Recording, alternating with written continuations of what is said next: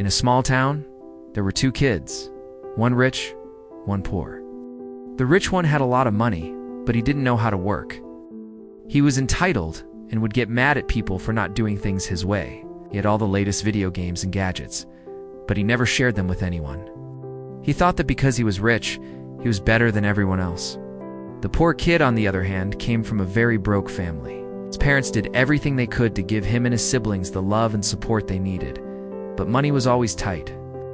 The poor kid had to work part-time jobs from a young age to help his family make ends meet. Despite the financial struggles, he was a kind and helpful person. He would always lend a hand to those in need, and he was known for his infectious smile and positive attitude.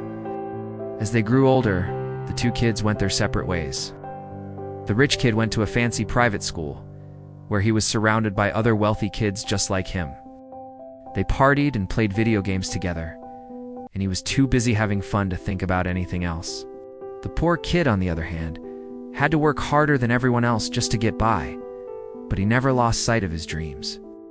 After high school, he joined the army and then went to college.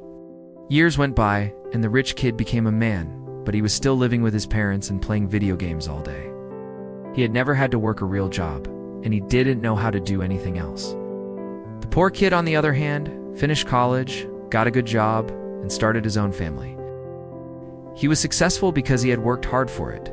As the years went by, the rich kid became more and more depressed. He had everything he ever wanted, but he was still unhappy. He started to realize that his wealth had never brought him true happiness. The poor kid, on the other hand, was happier than ever. He had a loving family, a great job, and a strong sense of purpose.